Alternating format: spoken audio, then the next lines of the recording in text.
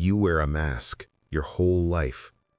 The smile you hold for a second longer than you feel. The laugh you perform because silence would be awkward. The version of you that shows up to meetings, to parties, to family dinners. The version that looks like you, sounds like you, but isn't quite you. And if you're watching this, you probably hate it. But here is the question no one asks. Why do you hate it so much? Plenty of things are exhausting, and you don't hate them. Work is exhausting. Exercise is exhausting. Why is the mask different? The answer has to do with the promise you were given as a child. A promise that was a lie.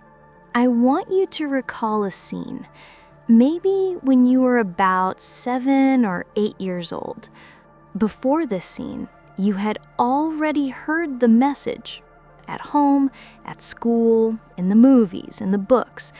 Be yourself. If you're authentic, people will accept you. You don't need to pretend. Just be who you are. And you believed it. Why wouldn't you? Everyone said so. So there you are. Noisy classroom, everyone chatting, and you're in your corner. Not sad, not troubled, just quiet, observing, being yourself, exactly the way they told you to be.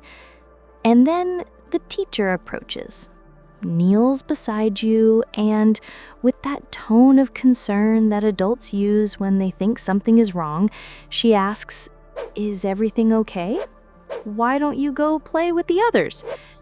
And right there, in that moment, the promise begins to break. Because you were being yourself. You were doing exactly what you were told. And it wasn't enough. Your way of being, quiet, observant, comfortable in silence, was not accepted. It was treated as a symptom, as a problem to be solved. Then came the parent-teacher conference. Your parents returning with that conversation. The teacher says you're too quiet, that you need to socialize more. And you're sitting there confused. You were being authentic. That's what they asked for. But the real message was becoming clear. Authenticity had conditions. Be yourself actually meant be yourself as long as yourself is similar to everyone else. And so you started to adjust, to force participation, to manufacture interest, to build, brick by brick, a version of you the world would accept. Not because you wanted to, but because the alternative was to continue being treated as wrong. The mask wasn't a choice. It was the logical response to the discovery that the promise was a lie. And that is why you hate the mask so much. It's not because it's tiring, it's because it represents a betrayal. Every time you put on the mask, you're reminded that you did the right thing and it didn't work. That you were authentic and were rejected. That the promise was false. But here's what I want to propose to you. The problem isn't the mask. It's the story you tell about it. If the mask means I failed at being authentic, every use is a wound. But if the mask means I learned how to navigate a world that wasn't built for me, every use is a skill. The same action, completely different meanings. Let me show you how the wrong story plays out in practice. Imagine this scene. You're at a holiday dinner, relative's house. That moment after the meal where everyone is in the kitchen, and you're there, present, but silent. Someone asks you something simple. Do you want dessert? You answer the only way you know how, directly, one word. Yes. And then it starts. The person imitates you. Low, exaggerated voice. Yes. Another person laughs and repeats it. And another. And suddenly the whole kitchen is doing it. And you're just standing there, smiling along because what else can you do? Then a few minutes later, you make an excuse. You need to grab something from the car. and you leave. And you stay outside, much longer than you needed to. And what you're feeling isn't just humiliation. It's the confirmation of the old story. See, even when you try to be yourself, you become a joke. The promise was a lie. You should have performed better.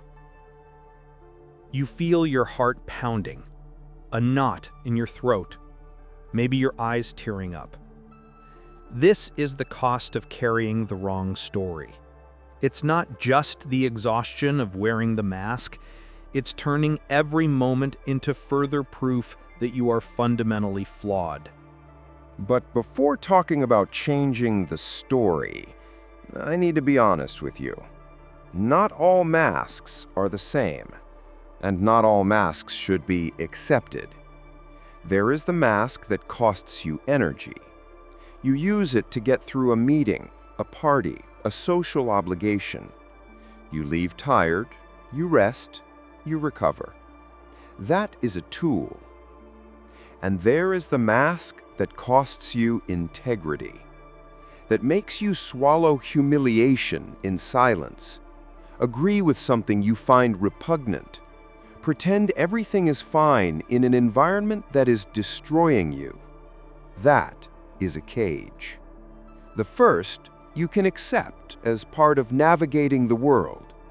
The second you should refuse, or at least begin planning your exit.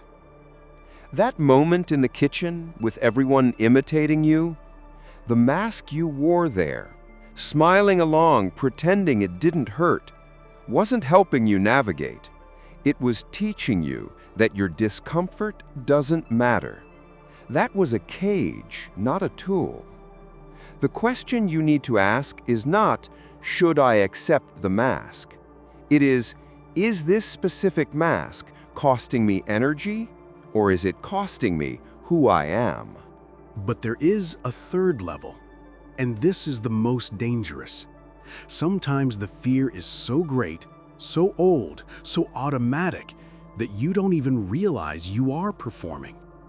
It's not that you put on the mask and forgot to take it off. It's that you put on the full costume, the voice, the posture, the opinions, the personality, and didn't even register that you did it. You walk into a room and automatically become another person. Not consciously, not as a strategy, as a reflex. The fear of being rejected again, of being treated as wrong again, is so deep that the performance happens before you think. And the problem is, you cannot question what you do not perceive. The mask as tool you know you are wearing. The mask as cage you feel you are wearing. It hurts, it bothers you. You know something is wrong even if you can't name it. But the full costume? That is invisible. You look in the mirror and think you are seeing you, but you are seeing the version that fear built without your permission. How do you know if you're wearing the full costume? There is one sign. It's when someone asks you what you really think about something, and you have no answer. Not because the question is hard, but because you have spent so much time performing the right opinion that you have lost access to your own. Tell me if I'm right. You always prefer the other person to state their opinion first, and when you are the first to give an opinion and the other person disagrees, you are left with the feeling that you did something wrong. As if the simple fact that you have a different opinion makes you an anomaly in that setting. Or when you are finally alone, with no one to perform for, and you feel nothing, empty. As if without an audience, you don't know who to be. That is the full costume. And if you recognize yourself in this, it's not your fault. It is what happens when fear operates long enough, the performance becomes the pattern becomes the identity, and you forget there was ever anything before. So now you have 3 levels to distinguish: mask as tool, you know you're wearing it. Afterward, you feel tiredness in your shoulders, your head. A hot shower and a night's sleep resolve it. This is energy expenditure. Energy recovers. Mask as cage, you know you're wearing it, but you feel something heavier. Afterward, the exhaustion is in your stomach, your chest. It feels like disgust, like you betrayed something. Sleep doesn't fix it. This is compromised integrity. Full costume. You don't know you're wearing it. There is no afterward because there was no conscious during. The sign is different. It's when you ask yourself, what do I actually think? And find no answer. Or when you are alone and feel emptiness instead of relief. Pay attention to these signals. They tell you which level you are operating at and what to do about it. For the mask as tool, change the story. When you put it on, don't tell yourself, I'm pretending because I'm not good enough. Say, I am navigating a space that requires navigation. The old story will appear first, out of habit. You don't try to stop it. Let it pass and place the new one beside it. With time, the new one will arrive sooner. For the mask as cage, question the obligation. Not everything that demands your mask deserves your mask. Ask, what would happen if I didn't go? If I left early? If I said no? Sometimes the answer is real consequence, but often it's just social friction that everyone forgets about in a week. Learn to distinguish and start refusing what costs you integrity. For the full costume, rebuild access to yourself. This is slower. You won't solve it with one technique, but you can start with a simple question every day. What do I truly want right now? What do I actually think about this? In the beginning, the answer might be, I don't know. That's okay. The exercise isn't about having the answer. It's about creating the habit of asking, of remembering that there is a you beneath the costume, of slowly digging until you find it. And protect at least one space where the costume is not necessary.